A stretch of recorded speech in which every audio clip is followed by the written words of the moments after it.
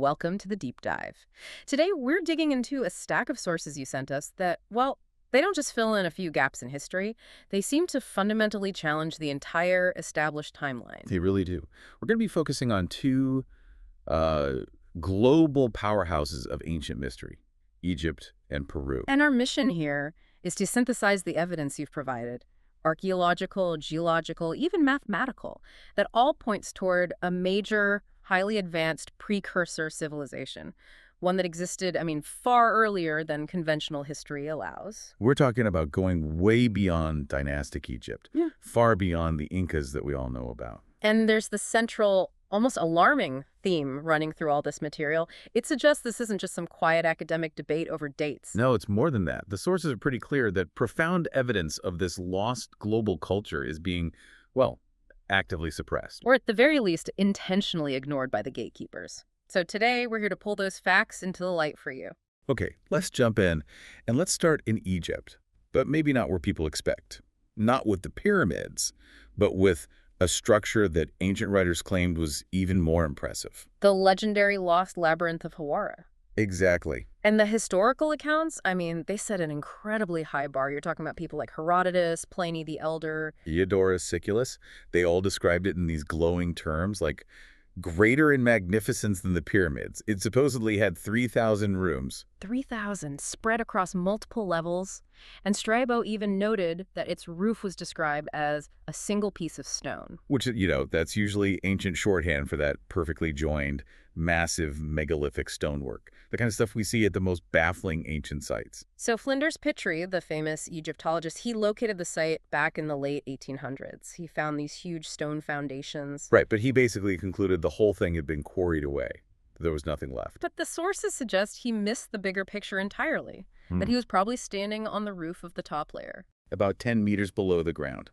He never even got close to the real core of the structure. Which is where the modern tech comes in and just changes the whole game. Yeah, in 2015-2017, this Mahar expedition, led by Luis Doria, they used ground-penetrating radar sonic techniques. And they confirmed it. They confirmed the labyrinth was real and it was there. A massive labyrinthian structure deep below the surface. We're talking enormous, meters-thick cyclopean walls. And it's sitting right at or even below the current water table, 9 or 10 meters down. Now, this is where the story shifts from, archaeology to something more like a geopolitical thriller. Right. Because according to Doria, when they compiled all this data confirming the labyrinth's existence, the report was just squashed. By the Egyptian authorities, specifically Zahi Hawass. The threat was apparently severe. Hawass reportedly warned them with national security sanctions if they dared to speak openly about what they found. And that action just speaks volumes, doesn't it? Why would a structure described by Herodotus suddenly become a matter of national security? Unless what they found, its scale or maybe its age, just didn't fit the official story. And gets even stranger when you look at the deep scanning that came after. Okay, so this wasn't just GPR from the surface. No, this was space-based scanning. Two different methods, so the data is correlated. And it showed the structure doesn't just stop at that first layer. It goes much, much deeper. How deep? 60 to 70 meters, suggesting 3, maybe 4 sublevels to this whole hidden complex. Wow. And within that deeper structure, the scans picked up a major anomaly. An anomaly. Inside a large central atrium, maybe 40 to 50 meters across, there was a large, freestanding metallic object, about 40 meters long. And the description given is...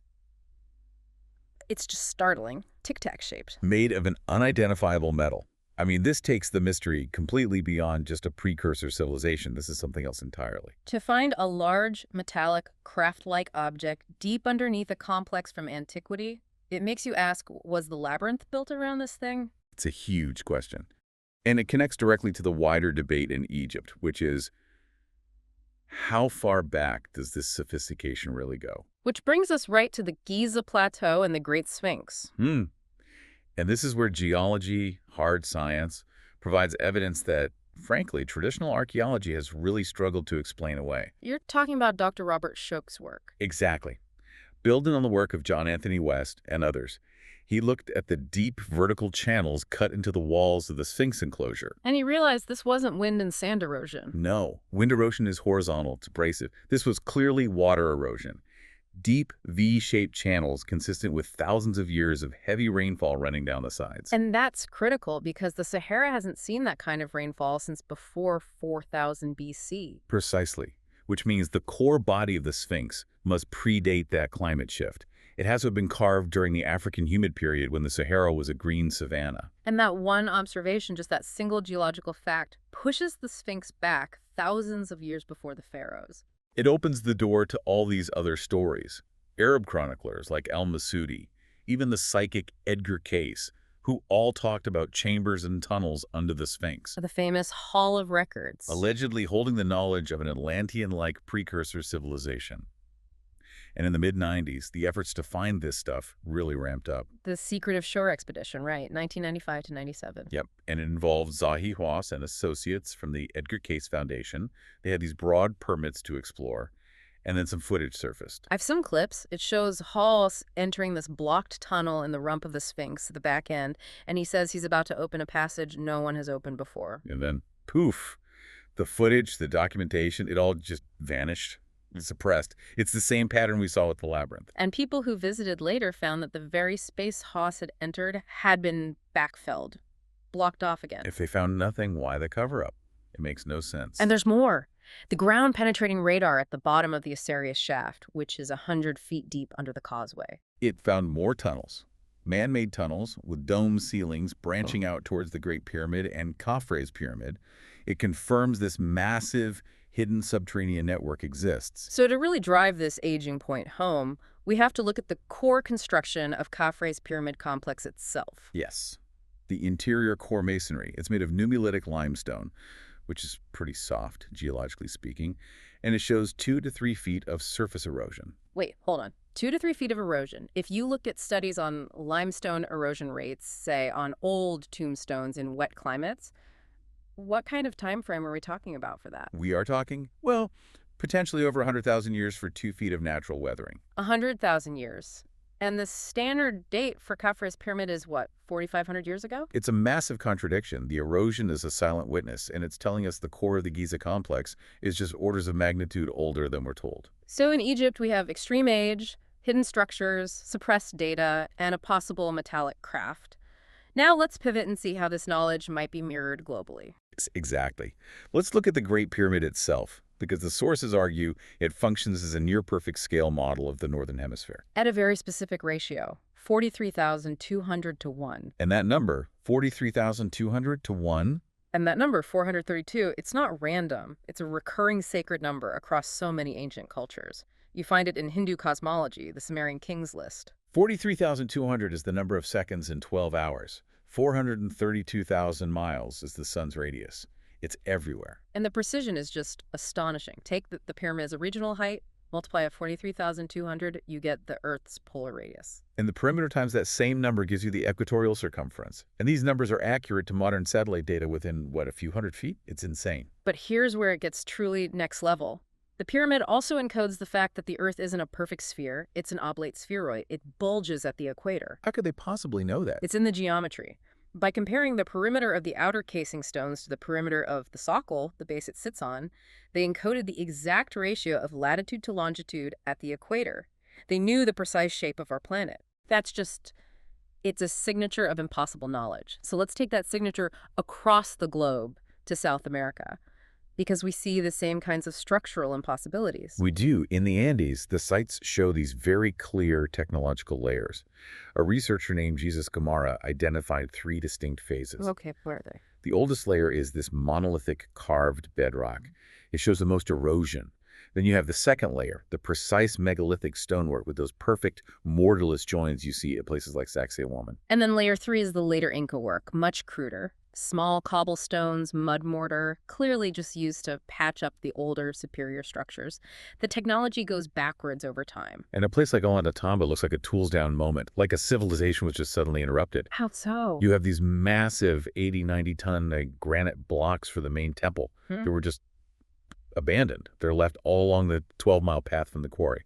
Whatever happened, it happened fast. But for the most extreme dating challenge, we have to go to Tiwanaku and Puma Punku in Bolivia, up at 12,500 feet. Conventional dating puts that site around 1100 AD, which is It's shattered by the work of Arthur Poznański. The Polish professor, he used astronomical alignment, right? Yes, the obliquity of the ecliptic. It's this huge 41,000-year wobble of the Earth's axis. Hmm. And based on the site's alignments, he dated it to 15,000 BC. 15,000 BC, and the geology there also screams cataclysm. It does. Tiwanaku was once a port on Lake Titicaca. Today, the shore is miles away. But you can find the ancient strand line, the old beach. And here's the kicker. What? It's tilted by several degrees. The only way you get that is through some kind of immense geological upheaval, a land shift that just doesn't happen in 1,000 years. And they found submerged structures in the lake too, right? Suggesting the water levels were once much lower. Exactly. So we're looking at geological time, not historical time, on two different continents. And we have to talk about the one strange architectural quirk that seems to connect these sites, the mystery of the nubs. Yes. These odd, rounded protrusions. You see them on the finest megalithic work in Peru, but you also see them on the granite blocks of the Menkaure Pyramid complex in Egypt. So what's the significance? They are definitely not a byproduct of primitive quarrying like using wedges, which would leave flat, fractured surfaces. The fact they were intentionally left on the stones suggests a construction method we just don't understand. So they could be lifting points, or something to do with resonance. We don't know, but they're one of the most compelling little breadcrumbs linking these impossibly ancient and geographically separate cultures. So to summarize this deep dive, I mean, the evidence is overwhelming, and it spans continents. From the unidentified metallic object deep under Egypt, to the geodetic data locked in the Great Pyramid, to the impossible age of the Sphinx, and the 15,000 BC date for stonework in the Andes. It all points to a single, very disruptive conclusion. That a highly advanced global civilization was operating across the entire planet, linked by a shared technology and cosmology long before the official start of history. And this civilization was almost certainly wiped out by a cataclysm, something like the Younger Dryas event about 12,000 years ago, leaving only these huge, enigmatic stone structures behind. And the reason we don't know this, the reason this isn't in the textbooks, is that the narrative is being controlled. It's a conflict driven by, what? Fear of embarrassment, generational control over the story. It results in this slow, grudging release of knowledge that should really belong to all of humanity. And to leave you with a final provocative thought, let's go back to the question of how they cut these stones with such flawless precision. The tools. Exactly. Consider the mythological cutting tools. In the Bible, King Solomon was said to have used a thing called the shamir to cut the stones for his temple because metal tools were associated with war and were forbidden. And the descriptions of this shamir are bizarre. It was described as a tiny worm, or maybe a substance, that had to be stored in a lead box wrapped in wool. Because its gaze, its very presence, could disintegrate any other container. Now, if you strip away that mythological language, what could that be describing? Could that be the ancient echo of a lost energy-based technology? Something radioactive or ultrasonic or maybe even laser-based that provides the missing link for how Giza and Tiwanaku were built. A technology that achieved impossible, mortarless precision. It's a concept that definitely demands more exploration.